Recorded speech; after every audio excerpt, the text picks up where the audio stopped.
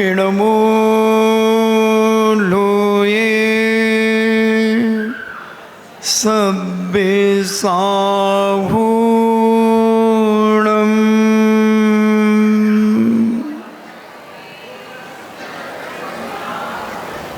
पंच परमेष्टि भगवान की अहिंसामयी वीतराग विश्व धर्म की देवादिदेव 1008 आदि ब्रह्मा आदिस्वर श्री आदिनाथ भगवान की देवादिदेव 1008 परम पूजनीय श्री शांतिनाथ भगवान की देवादिदेव 1008 श्री पार्श्वनाथ भगवान की देवादिदेव 1008 शासन नायक बाल ब्रह्मचारी भगवान महावीर स्वामी की परम पूजनीय आचार्य श्रोमणि गुरुवर श्री कुंद कुंद महामुनिराज की परम पूजनीय आचार्य श्रोमणि गुरुवर श्री विद्यासागर जी महामुनिराज की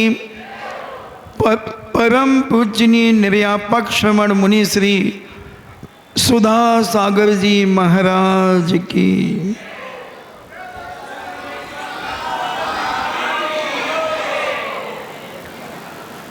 चर्चा चल रही है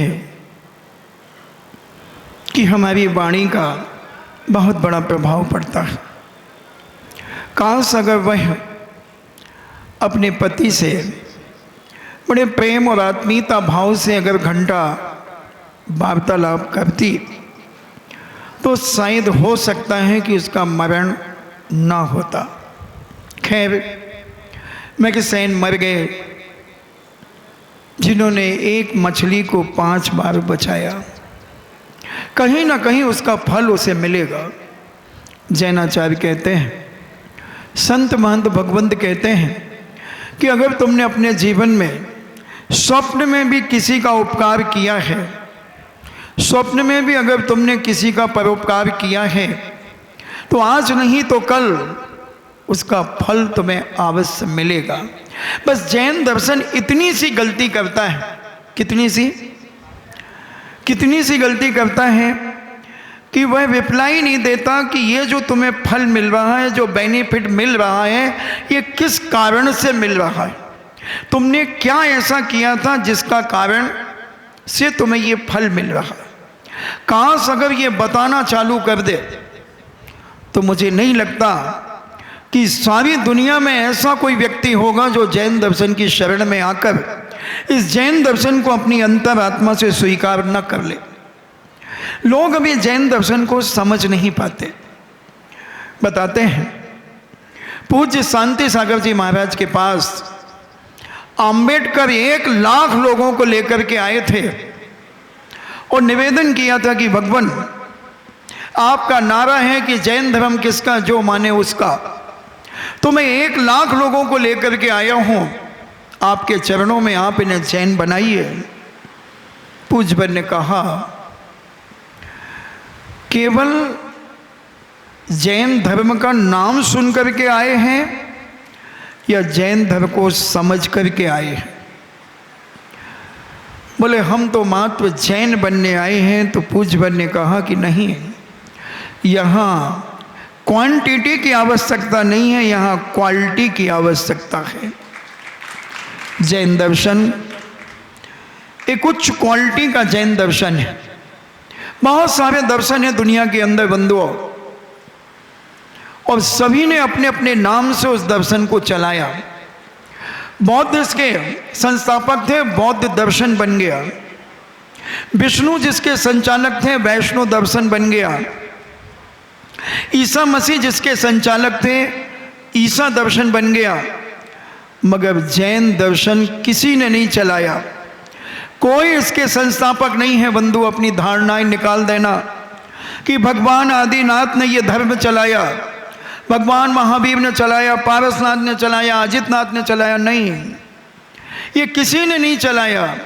ये आदिनाथ भगवान इस जैन दर्शन के शरण में आकर के शरणागत हुए। आदिनाथ क्या सारे अभी तक जितने अनंत अनंत सिद्ध परमेष्टि हुए हैं, इस पूरे 2.5 दीप से 6 महीने 8 समय में 608 जीव जो मोक्ष जाते हैं, वो सारे के सारे शरणाभूत हुए, शरण में आए हैं। क्योंकि जैन धर्म किसी का बनाया हुआ नहीं है, ना हमारा बनाया हुआ है ना तुम्हारा। जैन दर्शन का कोई प्रवर्तक नहीं है, कोई संस्थापक नहीं है। उद्घाटन करता तो है, उद्घाटन जरूर किया है, जैसे अनावरण जरूर किया है, जैसे पूज्य शांति सागर जी, ज्ञान सागर जी, आचार्य विद्यासागर जी महाराज, सांगानेर की प्रतिमाओं का, पूज्य सुधा सागर जी महाराज के चित्रों का अनावरण होता है, मगर इनके बनाने वाले कौन हैं? मनोज जी इनके अनावरण कराते हैं, कभी कभी स्वयं भी करने का मौका मिल जाता है।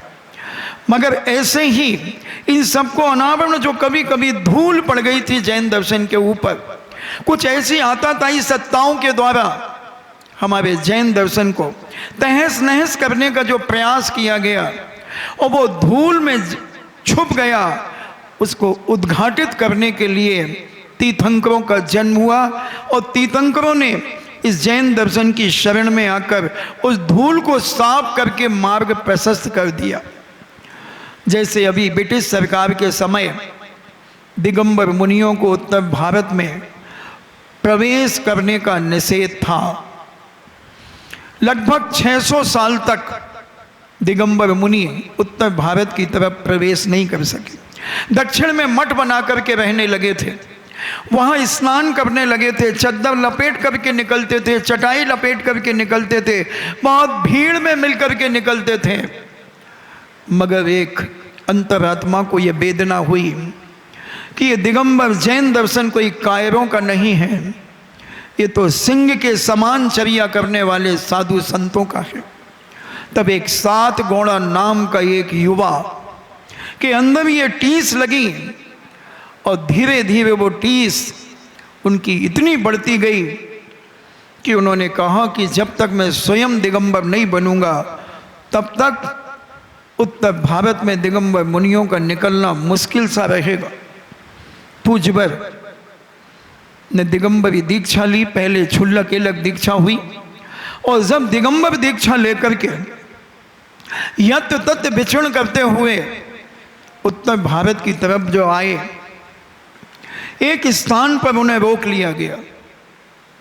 कर्फ्यू लगा हुआ था, पूज्यवर को रोका, वो आहार चर्या के लिए बाहर निकल गए और जब ब्रिटिश सरकार के पदाधिकारियों ने, प्रशासन ने उन्हें रोका, वो वहीं ध्यान लगा करके बैठ गए और जब उनके ऊपर से आग के शोले गिर रहे थे और नीचे से आग तप रही थी, फिर भी वो विचलित नहीं हुए। उनकी तपस्या और त्याग देख करके ब्रिटिश सरकार का शासन हिल गया और उन्होंने घोषणा कर दी कि दिगंबर साधु भारत में यत तत् कहीं भी विचरण कर सकता है, उसे दुनिया की कोई ताकत रोक नहीं सकेगी। बंधु, वो पहले मठों में साधु रहते थे और इतने शीतलाचार्य का धारण कर लिया गया था, इतनी शीतलाचारी आ गई थी कि वो स्नान करने लगे थे। जो 28 मूल गुणों में एक मूल गुण है अस्नान व्रत, जो दिगंबर साधु कभी स्नान नहीं करता। हाँ, जब उसके पैर से कभी हड्डी टकरा जाए या कोई ऐसा अपवित्र व्यक्ति टकरा जाए तब वो एक दंड स्नान प्रायश्चित के रूप में करते हैं, कमंडल की टोटी से उस स्नान को करते हैं। बाकी ऐसे अपनी साफ सफाइयत के लिए, स्वच्छता के लिए स्नान नहीं करते। तो ऐसे पूज्यवर शांति सागर जी महाराज ने इस दिगंबर धर्म की ध्वजा को आगे बढ़ाया।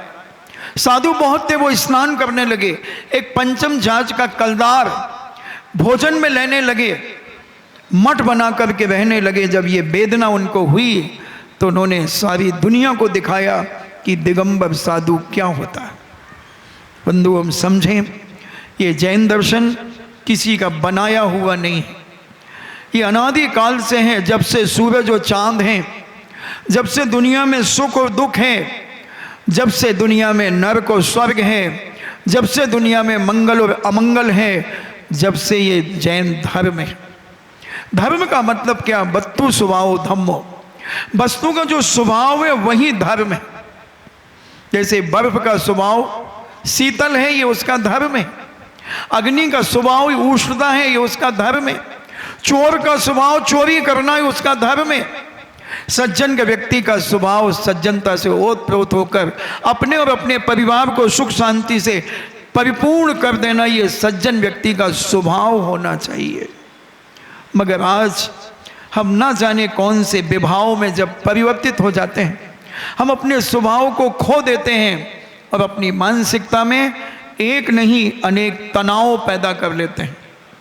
और ये तनाव, ये डिप्रेशन हमारी ज़िंदगी को दुखी कर देते हैं। हम एक ऐसा भय पैदा कर लेते हैं कि उस भय के कारण हम अपने आप को पहचान नहीं पाते, हम अपने आप को मजबूत नहीं बना पाते।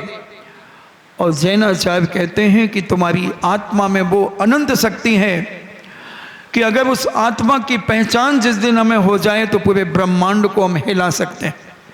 इतनी ताकत एक एक व्यक्ति के अंदर है, मगर हमें अपनी ताकत का भान नहीं होने के कारण हम दुखी हो जाते हैं।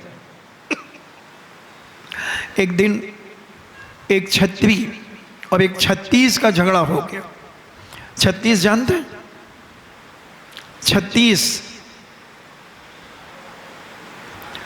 और छत्री आप जानते हैं कि जिसकी छत्र छाया में जो व्यक्ति आ जाता है उसके जीवन में सुख शांति और समृद्धि दिन दूनी रात चौगनी बढ़ने लगती है, उसका नाम छत्री होता है। छत्री और 36 का जब झगड़ा होने लगा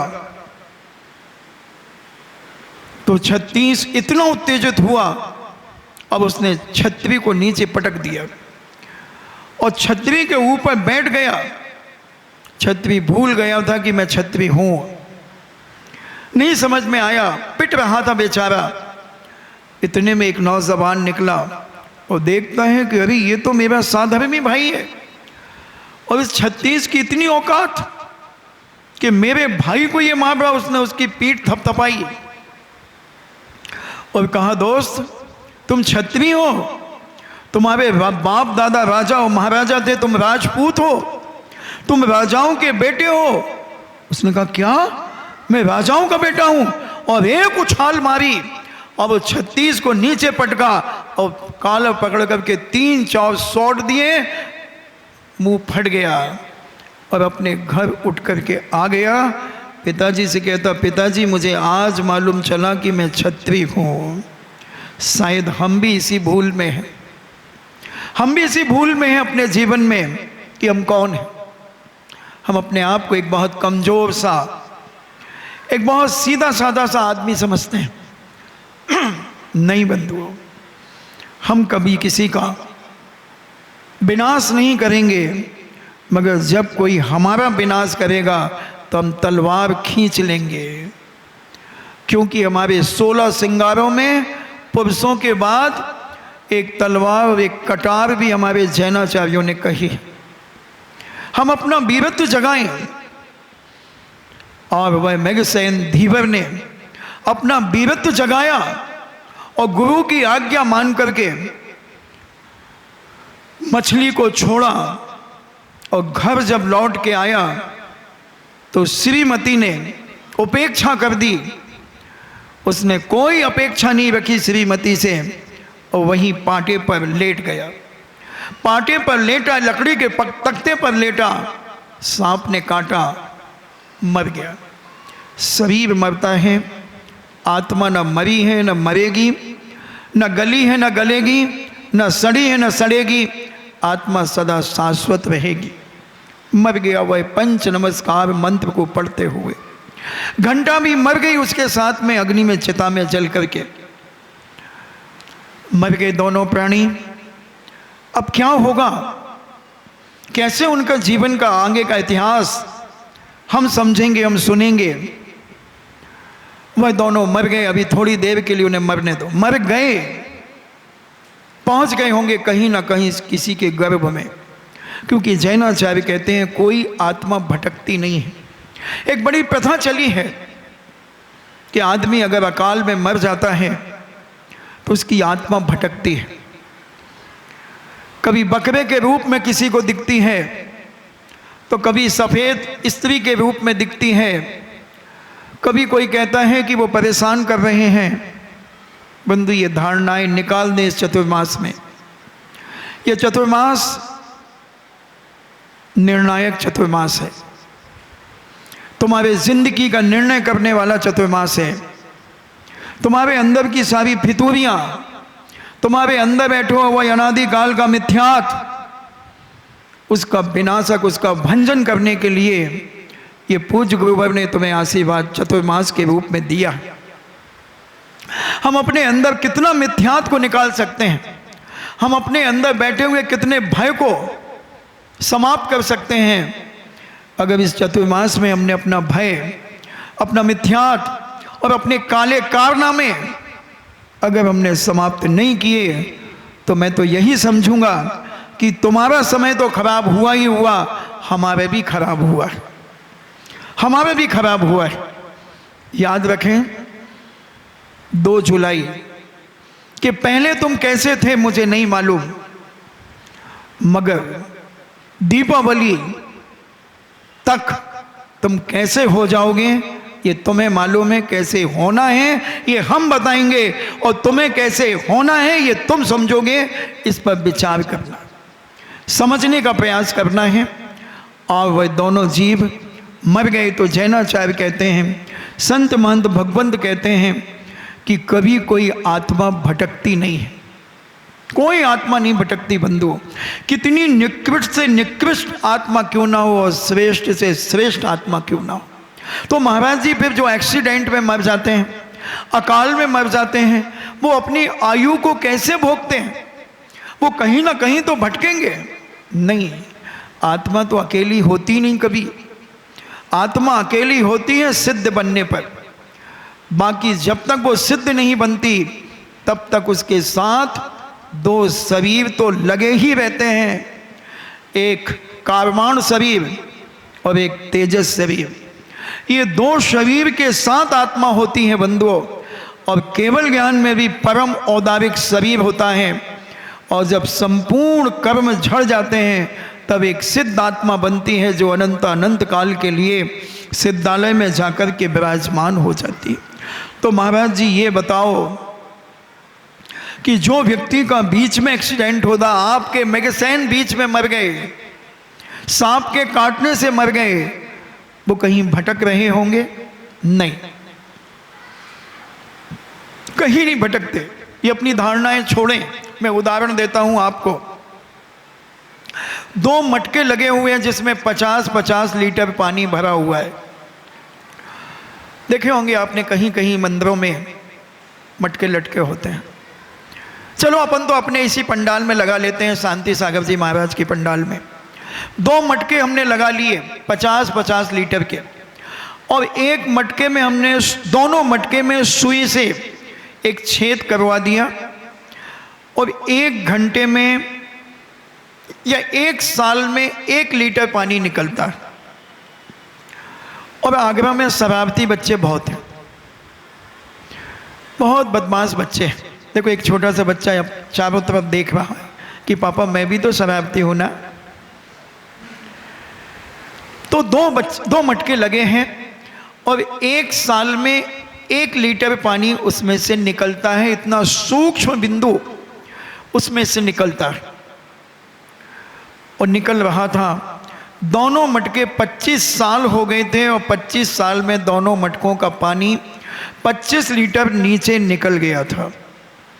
और एक बच्चा खेल रहा था, क्रिकेट खेल रहा था इसी पंडाल में, जब चातुर्मास नहीं हो रहा था, खाली पड़ा था। तो उसने कहा चलो गेंद भी बाहर नहीं जाएगी, ढूंढना भी नहीं पड़ेगा, इसी के इसी मिल जाएगी।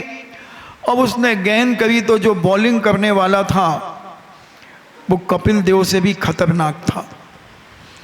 तो उसने अपनी बॉलिंग को ऐसे टप्पा देकर के बॉल फेंकी कि वो टप्पा देकर के बॉल सीधे मटके में लगी, और मटका फूट गया। 25 साल पुराना मटका था, और एक साथ उसका पानी धड़ाम से नीचे गिर गया। और दूसरा मटका यथावत रहा, उसका 25 साल पानी और चला। अब मैं पूछना चाहता हूं कि जो उसमें 25 लीटर पानी था वो कहां गया? वो एक साथ नीचे गिर गया, यानी बह गया। उसी प्रकार जिसकी 50 वर्ष की मान लो किसी व्यक्ति की आयु थी और 25 साल में एक्सीडेंट हो गया, तो 25 साल उसके क्या हुए? जैसे वो पानी एक साथ बिखर गया, ऐसे उसके आत्मा के जो निषेक थे आयु कर्म के, वो इतनी तत्काल इतनी जल्दी भोग लिए। अगर आपने एक पिक्चर देखी हो अमिताभ बच्चन की खून पसीने की, तो उसमें एक टेंट का काम चलता है और एक बावर्ची का काम अमिताभ बच्चन करता है, और वो लौकी को धीरे धीरे काटता रहता है। और उसी समय वो रसोई का जो मालिक आता, बोले क्या कर रहे हो इतनी देर से? Foot foot foot foot foot foot करके लौकी काटता है, इन्हें फॉरवर्ड कर देता है वो रील को, तो वो लौकी बहुत जल्दी कट जाती है। ऐसे ही हमारे आत्मा के जो आयु कर्म के निषेक थे वो इतनी जल्दी निकल जाते हैं जैसे वो पानी निकल गया, और वो केवल 2 शरीर लेकर के आत्मा वहाँ से गमन कर जाती हैं, एक तेजस शरीर और एक कार्बण शरीर। ये 2 शरीर के साथ आत्मा जहाँ जन्म लेना है उस माँ के गर्भ में या किसी त्रिंच के गर्भ में चली जाती हैं, और वहाँ 3 समय से ज़्यादा, चौथे समय के पहले पहले आत्मा माँ के गर्भ में चली जाती है। और समय का मतलब है ये एक बार उंगली घुमा दी, इसमें असंख्यात समय हो गए। असंख्यात का मतलब है जिसे साधारण व्यक्ति गिन नहीं सकता। असंख्यात, ऐसी जल्दी इतनी फॉरवर्ड आत्मा प्रवेश कर जाती है, कोई आत्मा नहीं भटकती, न किसी को कोई आत्मा सताती है और न किसी को ऊपरी बाधा होती है। लाखों करोड़ों अरबों में अगर कोई पूर्व जन्म का कोई बैरी ऐसा खतरनाक हो, ऐसा क्रूर कसाई हो, जैसे पारसनाथ का सगा भाई कसाई बनकर के पारसनाथ को 10 भाव तक सताता रहा, और वहां व्यंतर बनकर के उन्हें सताता रहा, एक अपवाद हो सकता है। मगर वर्तमान में कोई दुनिया का देवी देवता किसी को लगा ही नहीं है बंधुओं। क्यों लगेगा? क्या है तुम्हारे पास?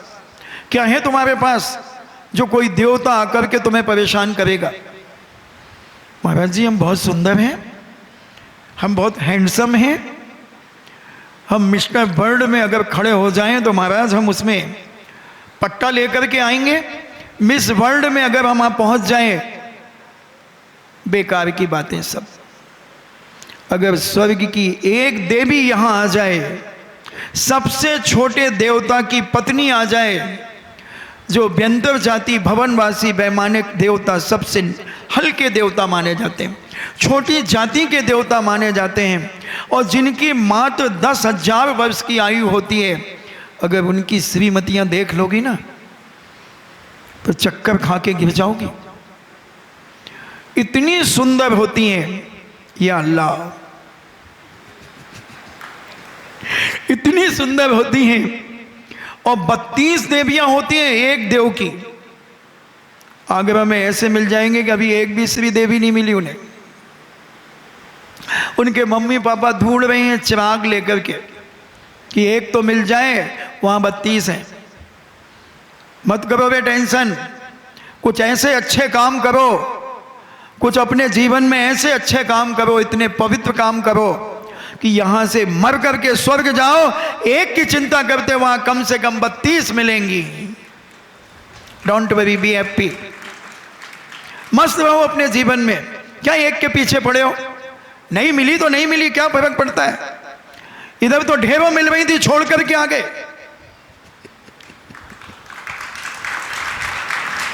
ढेरों थी ढेरों, कुछ नहीं रखा बंधुओं। आप अकेला अवतरे, मरे अकेला होए।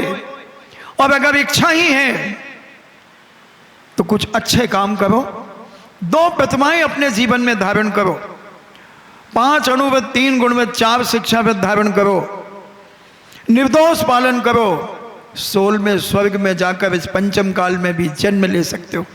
कितनी देवियां चाहिए, कितनी देवियां चाहिए बंधु, हजारों की तादाद में, हजारों की तादाद में। इस जन्म में नहीं मिली क्या फर्क पड़ता है। तो मैं कह रहा था कि वो 32 देवियां सबसे छोटे देवता की इतनी सुंदर होती हैं कि तुम उनके सामने सुंदरता में चरणों की धूल नहीं हो।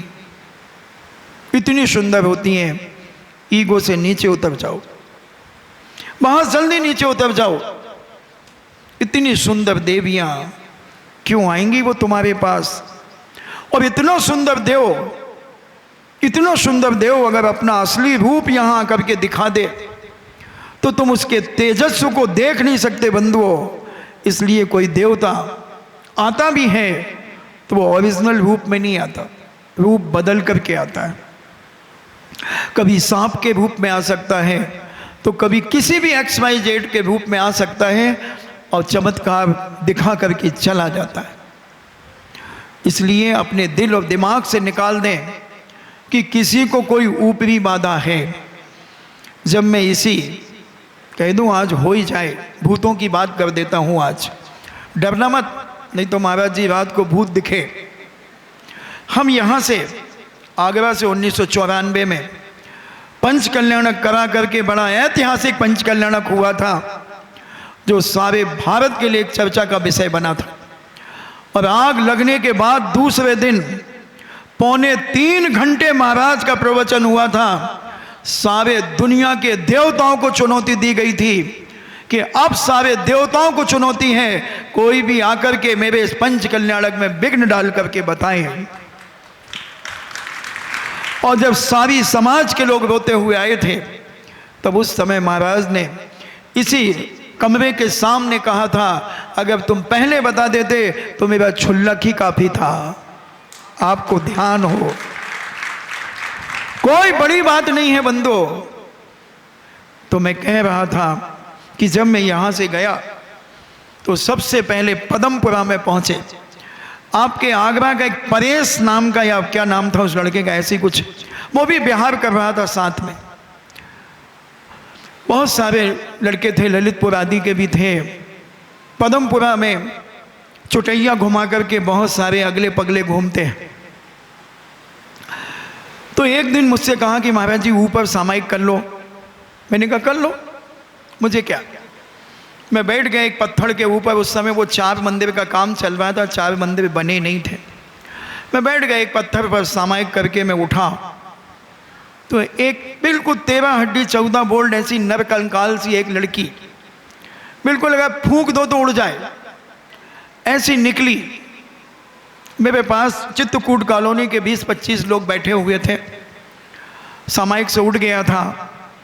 तो ललितपुर का एक भाई बैठा था, परेश आदि, जो भी नाम परेश या परवेश क्या था उसका, वो भी ललित आगरा का था, वो भी बैठा था। तो वो कहती है, ये मुझसे कहता नाटक करते हो, मेरे जैसे करके दिखाओ। तो मैंने सोचा भाई कोई मामला और कुछ हो सकता है। मैंने उन लड़कों को भगाया, क्योंकि अग्नि और आग अगर एक साथ हो जाए तो भपके छूट जाए। ये आग है तो तुम घी हो, और तुम अगर आग हो तो ये घी है। घी के पास, अग्नि के पास घी आएगा तो पिघलेगा, और घी के पास अग्नि आएगी तो घी ही पिघलेगा। मैंने कहा विवाद कुछ और हो सकता, मैंने भगा दिया। मैंने कहा बहन जी क्या बात होगी। बोले मुझसे कहती पाखंड करते हो। मैंने कोई बात नहीं, बच्चे हैं, क्षमा करो। मैं 3 बार आदमी से बात करता हूँ, क्वार्टर फाइनल, सेमीफाइनल और फाइनल।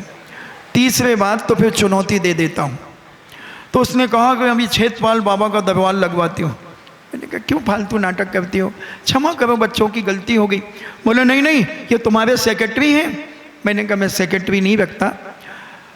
बोले नहीं मैं तो लगवाऊंगी। मैंने फिर उसको मना किया। तीसरी बार कहती मैं तो लगवाऊंगी, सब लोगों को बुला के लाऊंगी। मैंने जा, तेरे को, तेरे छेदपाल को चुनौती है, जा लगवा ले। अब वो सारे 80-90 अगले पगलों को ले आई। नवरात्रा का समय चल रहा था, गर्मी का, और वो चिल्लाने लगे,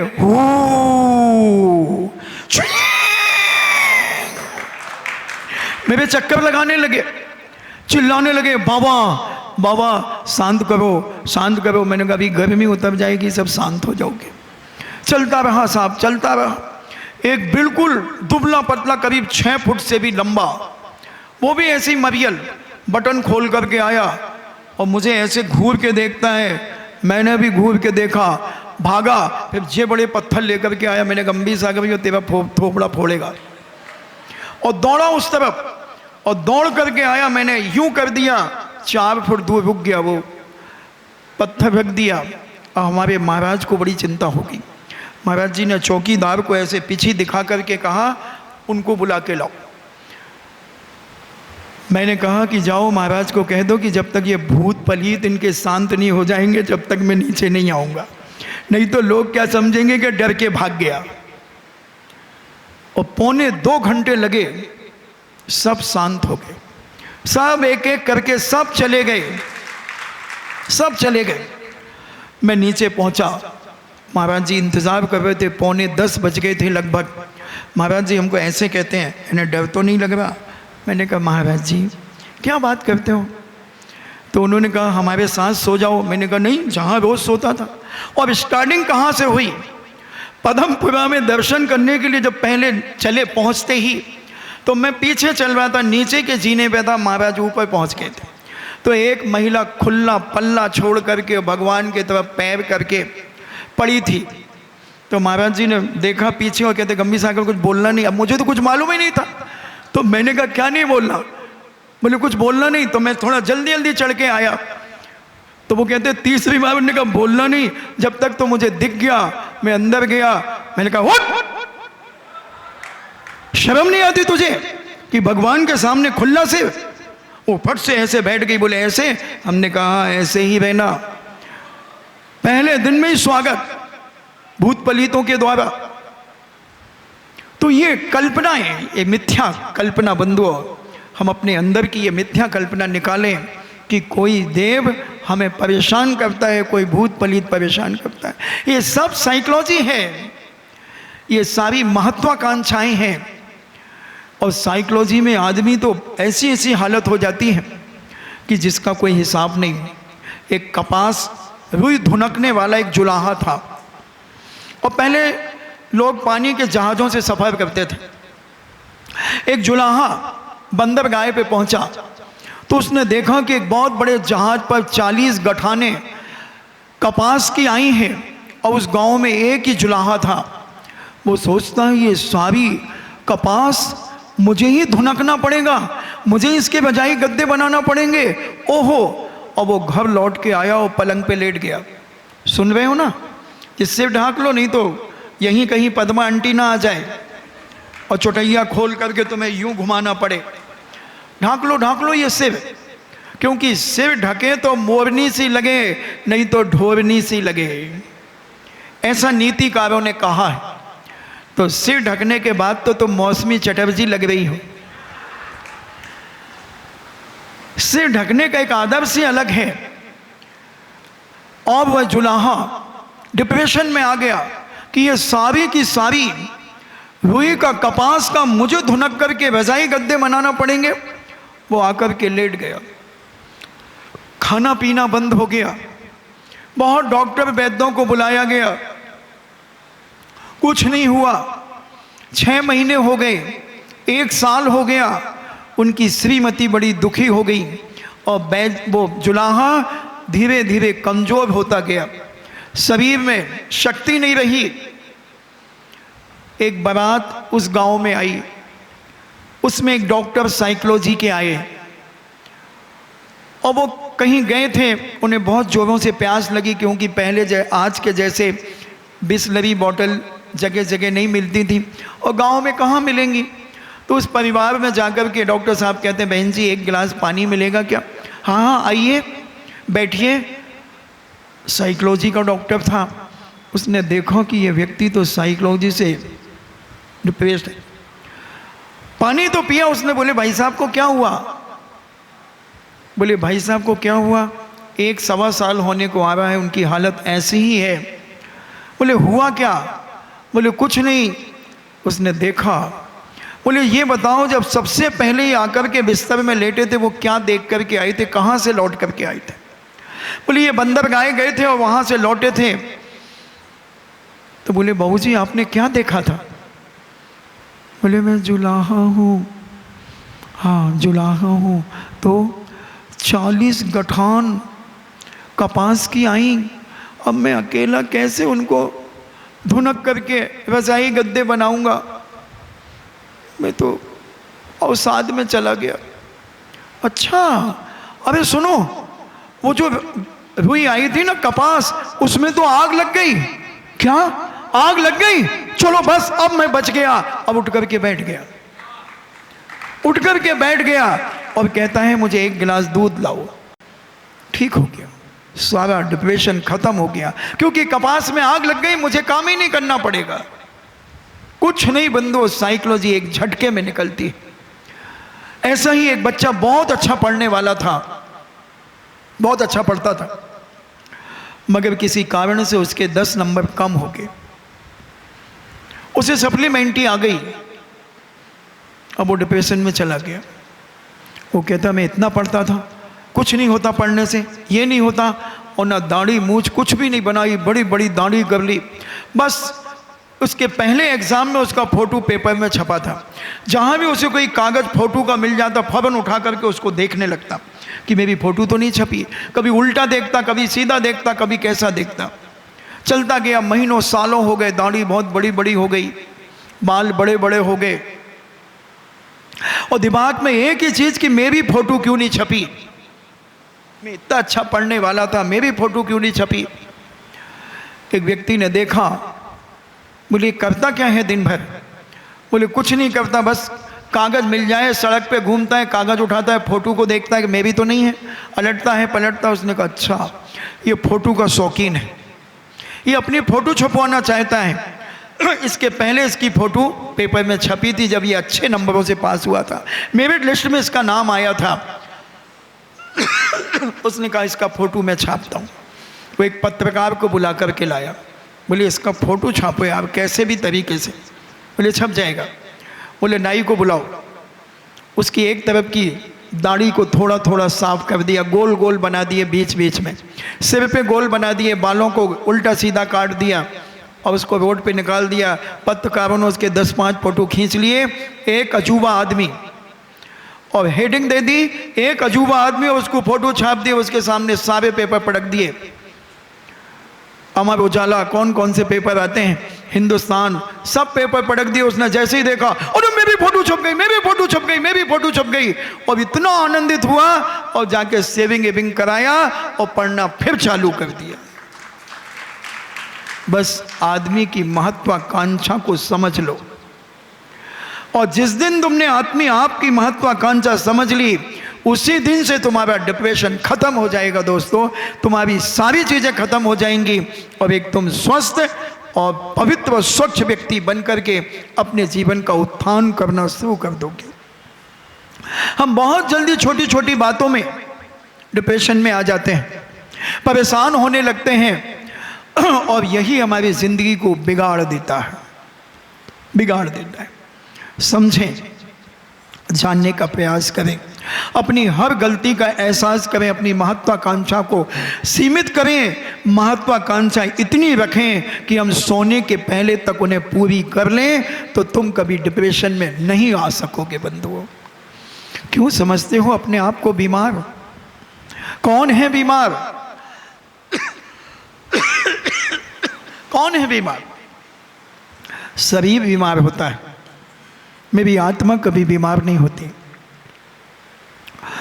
अमर नहीं कोई धरती पर, मरते कौन बचावे, मंत्र तंत्र कछु काम न आवे, मरण घड़ी जब आवे, जाने वाला जाता जावे, रोने वाला रोवे,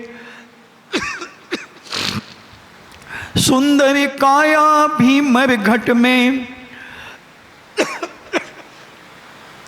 राख राख हो जावे, तन पिंजड़े से प्राण पखेरु बाहर जब आ जावे, घर वाली द्वारे तक जावे, बेटा अगन लगावे। क्या है बंधु जीवन? छोटी सी जिंदगी मिली है, अगर हम तनाव, डिप्रेशन और महत्वाकांक्षाओं में अगर जीवन व्यतीत कर दिया तो हमारा जीवन एक चलते फिरते मुर्दे से ज़्यादा नहीं होगा।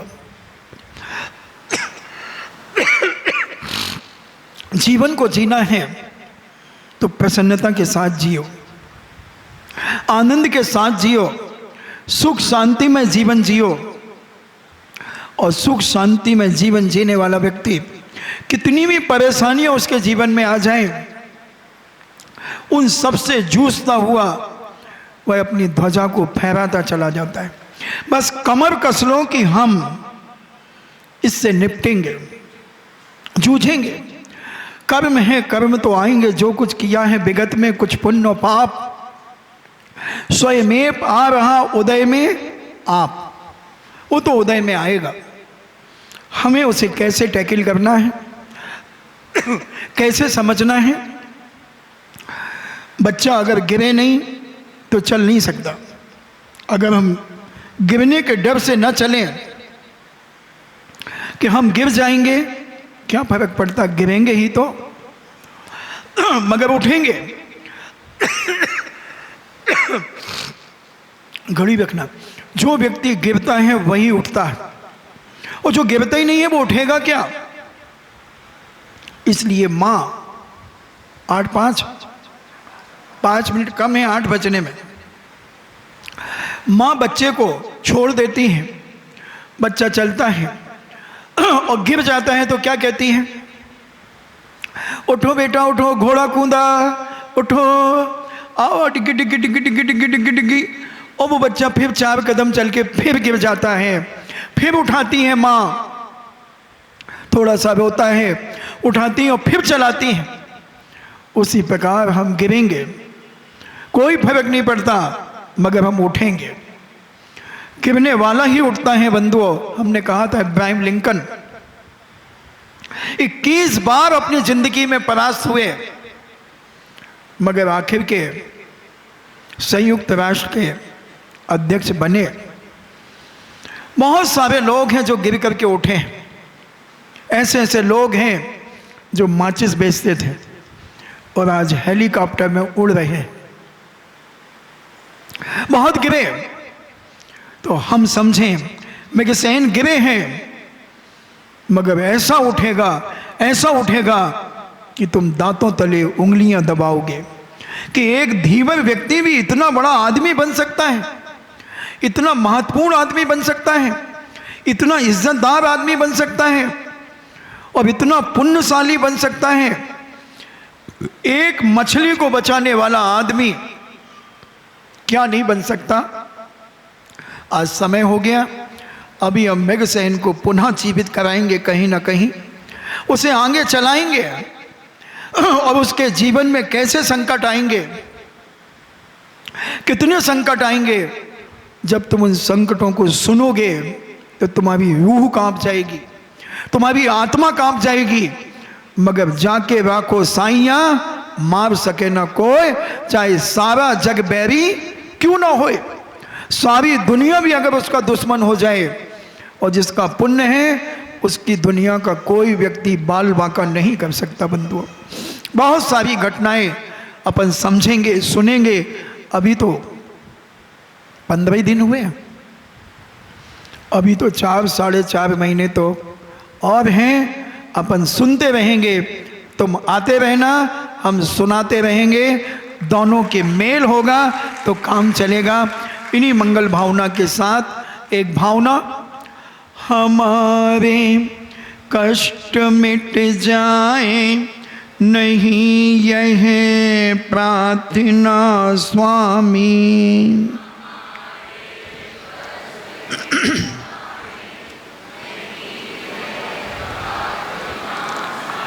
डरे ना संकटों से हम यही है भावना स्वामी।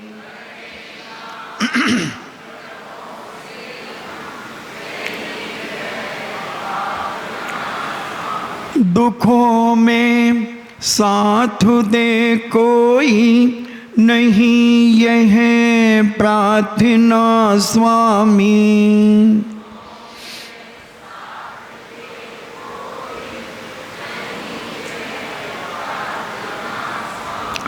बने सक्षम स्वयं ही हम, यही है भावना स्वामी।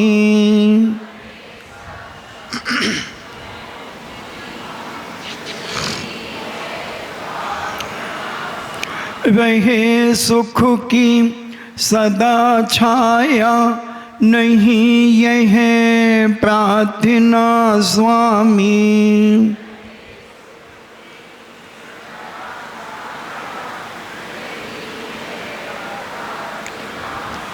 खरे उतरे परीक्षा में, यही है भावना स्वामी।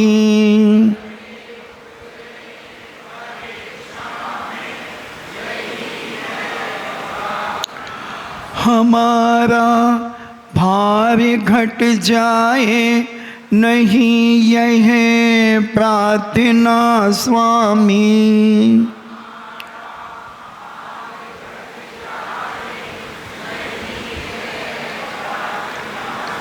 किसी पर भार न हो हम, यही है भावना स्वामी।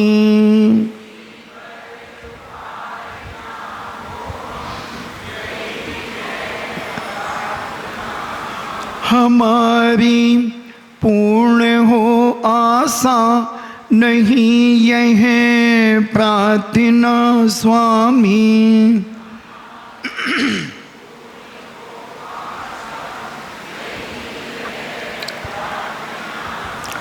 निराशा हो न अपने से, यही है भावना स्वामी।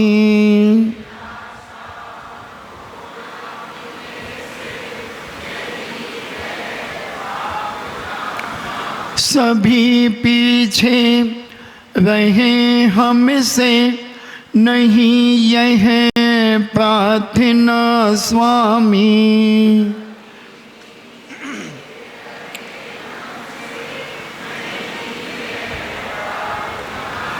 बढ़े आगे हमी से हम, यही है भावना स्वामी।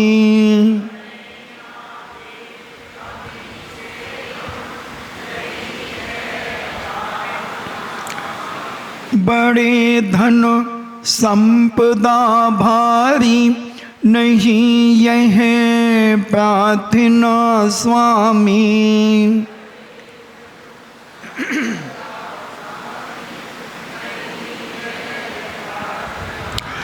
रहे संतोष थोड़े में, यही है भावना स्वामी।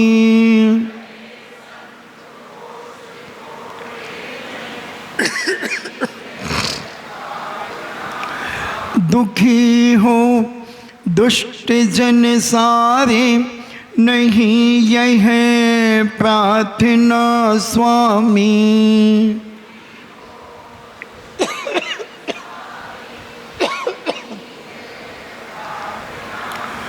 सभी दुर्जन बने सज्जन, यही है भावना स्वामी।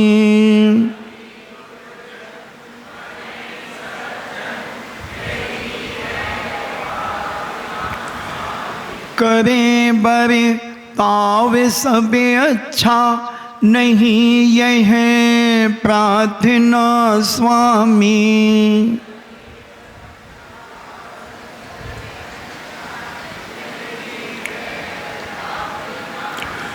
सुधर जाएं स्वयं ही हम, यही है भावना स्वामी।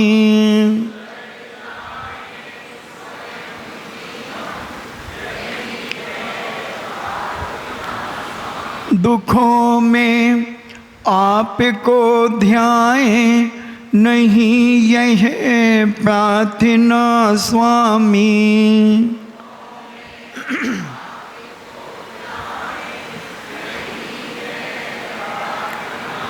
कभी ना आपको भूले, यही है भावना स्वामी।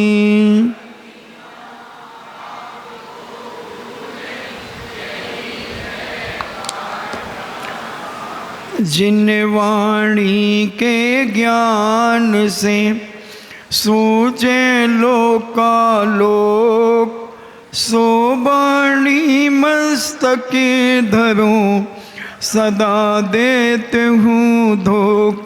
हे जिन वाणी भारती, तो यह जपो दिन रैन, जो तेरो सरना गहे, सो पावे सुख चैन।